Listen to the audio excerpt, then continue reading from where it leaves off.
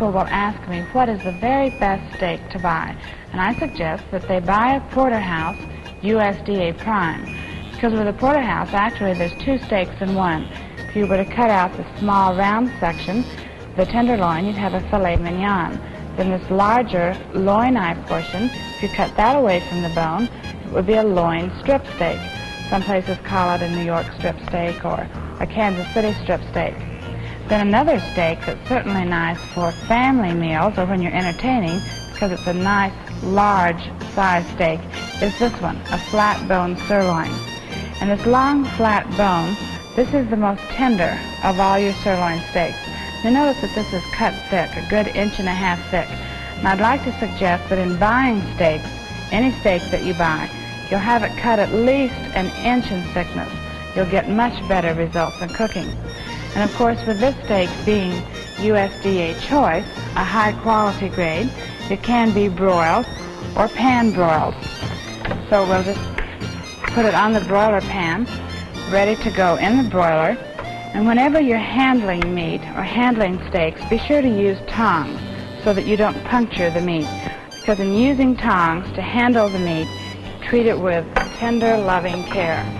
Now another steak that's delicious for broiling or for cooking outdoors is a beef ribeye steak. This has a well-developed flavor. Also, you'll notice that this is cut about 1.5 inches thick. These are nice boneless steaks for broiling, or as I said, for cooking out of doors. Now for economy, you might like to try a blade chuck steak, such as this one. This is good for broiling or cooking on the outdoor grill if it's prime or choice. Or another economical cut is this full cut round steak. And the round steak has several different sections, all of which can be prepared in different ways. And you can select in prime or choice.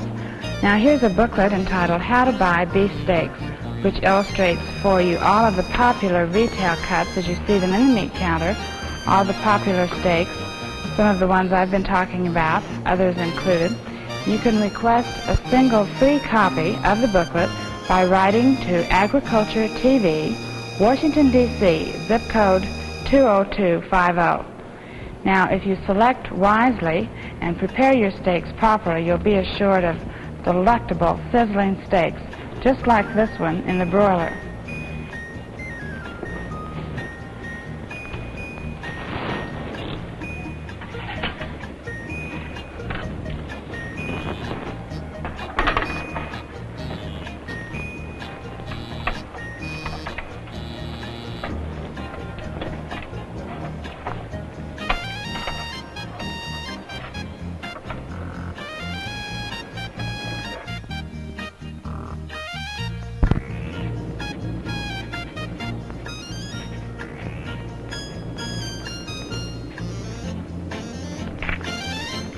If you've considered buying meat in quantity to stock your home freezer, you might have had a few questions along the way. And there are basic considerations to make in buying for a freezer. For example, the amount of freezer space that you have available, then the amount of meat that your family can use within a reasonable period of time, the type of meat cuts and quality of meat that your family prefers, and also the amount of money that you can spend all at one time. Now, in addition to these basic considerations, there are several different ways to buy, or alternatives in buying.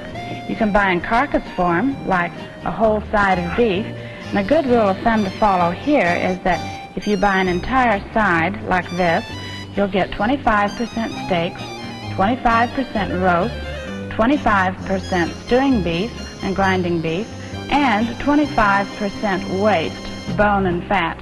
So there's all of that to take into account. Then if you'd like to buy just a hind quarter, this section of the side of beef, you'll get some of the more tender cuts like porterhouse steak and sirloin steak, but this will cost about 15 to 20 cents per pound more than this portion, the forequarter. Now the forequarter has the delectable rib roast, but it also has some of the less tender cuts like the chuck, which takes up about 50% of the forequarter. So there are all of these considerations to make in buying a forequarter or in buying a hindquarter. Then if you're limited on freezer space, you may wish to consider buying by wholesale cut. And by wholesale cut, for example, here's a beef short loin where you get your porterhouse, T-bone, and club steaks. Or another wholesale cut would be a pork loin. You can have pork chops or pork loin roast cut just as you wish. Or how about a leg of lamb or a couple of legs of lamb? Have the sirloin chops cut off the leg and use the remaining portion of the leg for a leg of lamb roast.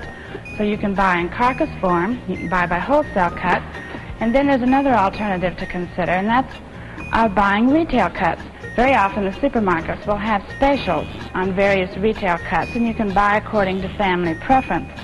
You can buy different steaks when they're on special at the supermarket, or there are always delicious roasts that are on special from time to time that you can buy for your family, like this beautiful beef rib roast.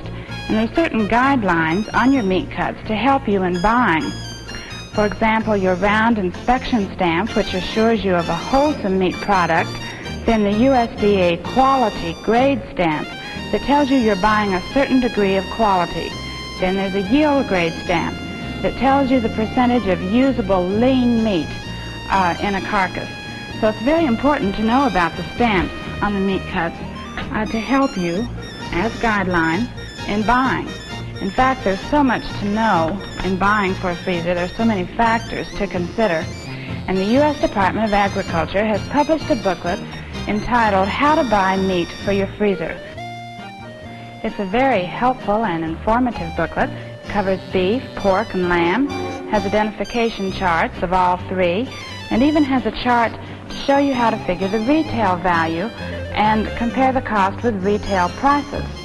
And you can write for a single free copy of the booklet by requesting it from Agriculture TV, Washington, D.C., zip code 20250.